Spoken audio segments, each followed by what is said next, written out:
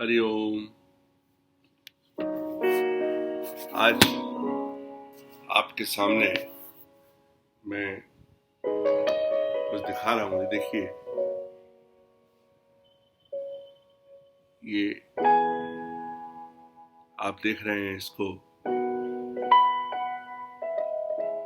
ये सिर्फ बोलने की स्थिति में है और सुनने की स्थिति में है,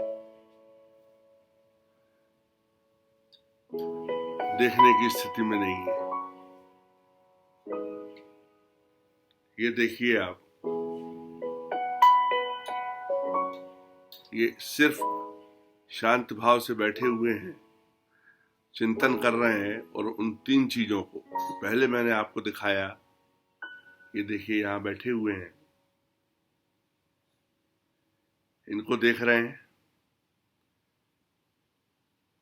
सुन सकते हैं, बोल सकते हैं, देख नहीं सकते। फिर देखिए आप, ये सुन नहीं सकते, देख सकते हैं और बोल सकते हैं। इनको देखिए आप, ये बोल नहीं सकते, देख सकते हैं और सुन सकते हैं। तीनों चीजों को बारी बारी से ये जो बैठे हुए हैं, ये शांत भाव में, शांत मुद्रा में देख रहे हैं और चिंतन कर रहे हैं।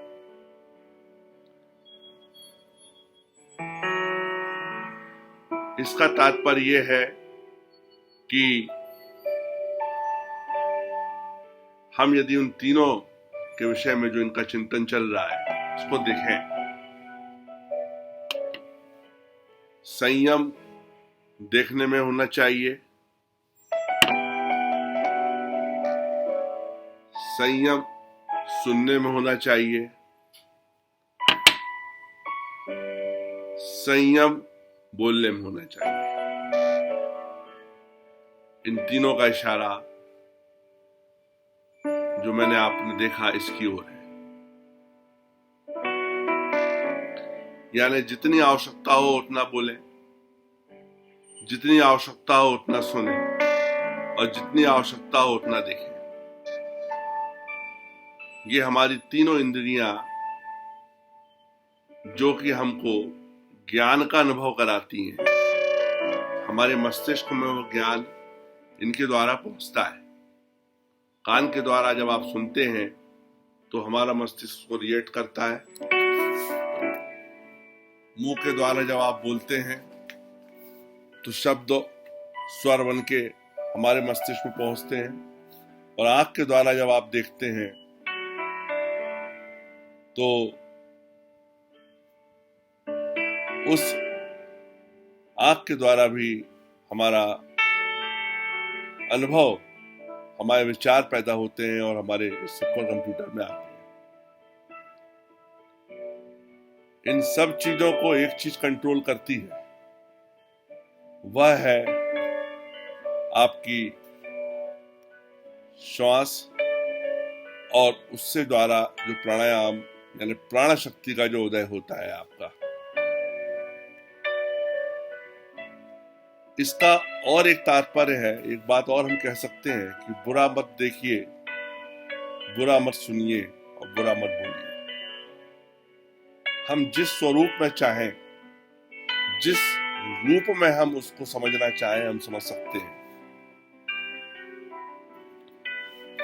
अब यहां बात जो मैं आपके सामने करने वाला हूं वो ये है, ये तीनों चीजें हमारी सूक्ष्मता की गहराई तक उतरती हैं।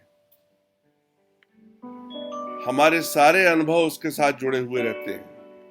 हमारे भौतिक शरीर की जाने वाली प्रत्येक प्रक्रियाओं का निर्धारण इनके द्वारा किया जाता है।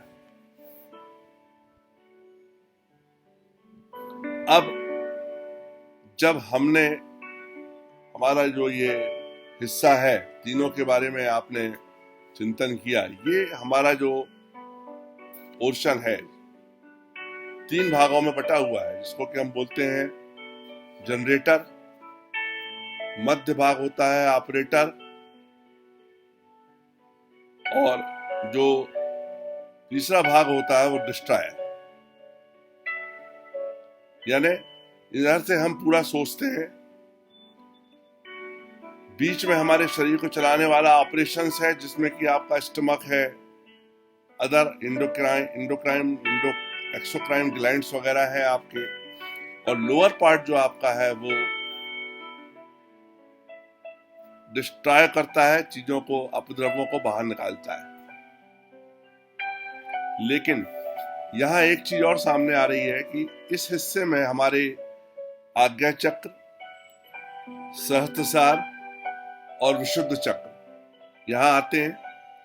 बीच वाले हिस्से में आप आते हैं तो आपका अनाहत चक्र, नाभि आता है आपका, बीच का हिस्सा जो आता है आप देखेंगे ये मणिपुर चक्र, ये आपका दोनों रिलेटेड हो गया आपके बीच के ऑपरेटर से जुड़ा हुआ। और जब नीचे की ओर आप जाते हैं तो डिस्ट्रॉयर की बात करते हैं, तो जहां आपका स्वादिष्टान और मूलाधार चक्र का स्थान। अब हमको यहां समझना होगा कि यह जो हमारे चक्र हैं, वो किस प्रकार से हमारे इस पूरे शरीर रूपी ब्रह्मांड को नियमित करते हैं। एक बात मैंने जो आपके सामने रखी, जिसको कि आपने सुना, अब हम यहां बात लेके आ रहे हैं जो मैं बताना आपको चाह रहा हूं कि यदि आपके उन छोटे छोटे हिस्से हैं शरीर के, हमने आपको अष्टांग योग की बात की थी जिसमें हमने कहा था आसन है, प्राणायाम है, अन्य विधाएं हैं जिनके द्वारा आप पूरी फिजिकल बॉडी को एक्टिवेट करते हैं। यदि मान लीजिए कोई आसन नहीं कर सकता, यदि मान लीजिए कोई प्राणायाम नहीं कर सकता, यदि मान लीजिए कोई ध्यान नहीं कर सकता, हमारे अंदर बहुत अस्थिरता आ जाती है या हमारे अंदर कोई फिजिकल समस्याएं या प्रॉब्लम है, तो उसके लिए हम क्या कर सकते हैं? तब बात की गई है कि यदि हमारे शरीर के किसी हिस्से में प्रॉब्लम है, तो हम उनको सूक्ष्म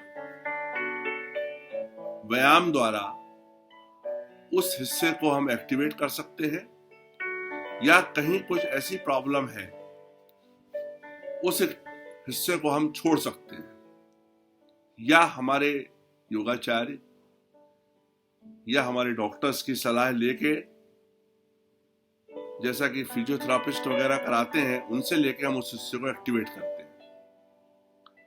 मैं आपको उस सूक्ष्म व्यायाम के बारे में आगे बताऊंगा कि हम किस तरीके से अपने शरीर के एक एक हिस्से को एक्टिवेट करें। अब यहाँ पे हमको समझना ये होगा कि यदि हम चिंतन करें अपनी फिजिकल बॉडी की एनाटॉमी के बारे में, हम जब आईने के सामने खड़े होते हैं तो हम देखें कि हमारे कौन कौन से बॉडी के हिस्से हैं जिनमें मूवमेंट है, चलायमान है, कौन कौन से हिस्से हैं जो हमको नहीं दिख रहे हैं लेकिन उनके अंदर मूवमेंट हो रहा है, और कौन से हिस्से ऐसे हैं जो स्थिर हैं, जिनमें जहां तक हम नहीं पहुंच सकते। हम एक क्रम का निर्धारण करेंगे। क्रम का निर्धारण करने के बाद में आप देखेंगे कि यहां से लेके एक एक हिस्से का चिंतन करते हुए, मनन करते हुए हम उन सूक्ष्म व्यायाम की प्रक्रिया को पूरी करेंगे। इसमें ध्यान देने वाली बात यह है कि आप यहां से जब शुरू होते हैं तो आपका आंख आती है, आंख के बाद आपकी नाक आती है, कान आते हैं, फिर आपकी टंग आती है, पूरा हिस्सा आता है, आप देख रहे हैं ये। और आगे आप बढ़ेंगे तो अब आपका क्या, ये गर्दन आ रही है, फिर आगे आप बढ़ रहे हैं आप तो ये जॉइंट्स आपको दिखाई दे रहे हैं, फिर जॉइंट्स के बाद जब आप आगे बढ़ते हैं तो ये देखिए, ये कोहनी दिखाई दे रही है। कोहनी के बाद ये हिस्सा आपका मूवमेंट हो रहा है। फिर उसके बाद आप देख रहे हैं फिंगर आपको दिखाई दे रही है। यानी आप यहाँ देखते जाएंगे किस तरीके से धीरे धीरे धीरे धीरे हम लोग इसकी एक्सरसाइज करेंगे। हर हिस्से की कई एक्सरसाइज हैं, कई व्यायाम हैं योग में, लेकिन हमें यहाँ ध्यान देना है कि हम उन एक्सरसाइज के साथ में, उस व्यायाम के साथ में प्राण को जोड़ेंगे, श्वास को भी जोड़ेंगे। तो आपको मैंने क्या कहा था, यदि आप आसन नहीं कर पाते, आसन में आपका पूरा फिजिकल बॉडी जुड़ा होता है किसी भी आसन में, यदि कहीं किसी हिस्से में आपको प्रॉब्लम है, समस्या है, तो वो बाधा होती है। सूक्ष्म व्यायाम में हम बॉडी के एक एक सेल्स को, एक एक नर्व सिस्टम को एक्टिवेट करते हैं।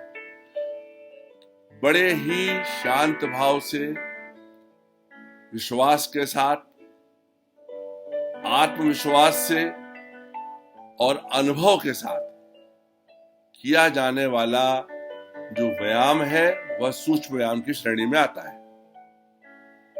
आप अनुभव करिए और एक हिस्से का जब आप एक्टिवेशन करते हैं, उन प्रक्रियाओं में जितनी भी चार पांच प्रक्रियाएं आपकी हैं, उसका चिंतन करिए, मनन करिए, फिर आगे बढ़ते जाइए। आप देखेंगे आपकी पूरी चेतना के साथ में हम शरीर के हर उस हिस्से के प्रति सजग होंगे, सजगता को बढ़ाएंगे। इन दैट टाइम, उस समय कि जब आप आंख का एक्सरसाइज कर रहे हैं या जब आप टंग का एक्सरसाइज कर रहे हैं, तो आपकी पूरी चेतना के अंदर उस अंग के प्रति आपकी चेतना के साथ में सजगता आपकी बढ़ जाए, आप अलर्ट हो जाए, अवेयर हो जाए उस चीज के प्रति। यही हमारा आने वाली जितनी भी आपकी हम वीडियोस देंगे, उसमें आपको इन सब बातों का ध्यान में रखते हुए सूक्ष्म व्यायाम का हमको, जो कि अपने आप में बहुत ही बढ़िया योग व्यायाम है, हमको यदि किसी हिस्से में प्रॉब्लम है, कोई कैजुअलिटी किसी बॉडी के पार्ट की हुई है, उस हिस्से को हम छोड़ के आगे बढ़ सकते हैं, अन्य भागों को हम एक्टिवेट कर सकते हैं, हम अपने रक्त के प्रवाह को ऑक्सीजन के साथ नियंत्रित कर सकते हैं। और जब ये सारी चीजें धीरे धीरे नियंत्रित होती जाती हैं, तो आप देखेंगे आपकी विचार शक्ति, आपकी संकल्प शक्ति अपने आप दृढ़ होती चली जाती है। तो इस तरीके से आप यहाँ पे इसका अभ्यास करेंगे। मैं आपको अगले एपिसोड में इसके बारे में बताऊंगा। ये बात जरूर है कि जब आप किसी भी अभ्यास को करेंगे तो उसकी निश्चित फ्रीक्वेंसी का निर्धारण करेंगे। यदि आप एक स्वस्थ जीवन जी रहे हैं तो ये सारे अभ्यास आप कर सकते हैं। यदि मान लीजिए कहीं शरीर के किसी हिस्से में कोई प्रॉब्लम है, तो आप किसी निर्देशन में या कहीं आपको रॉड डली हुई है, कोई समस्या है किसी पार्ट में, उस हिस्से के बारे में फिजियोथेरेपी या डॉक्टर या योगाचार्य से आप कंसल्ट लेके ही आपको करना चाहिए। अदरवाइज सामान्य रूप से इन एक्सरसाइज और व्यायाम के द्वारा आप खुद ही अनुभव करेंगे। तो इस प्रकार से मैं आज आपको सूक्ष्म व्यायाम की श्रृंखला में जोड़ रहा हूं।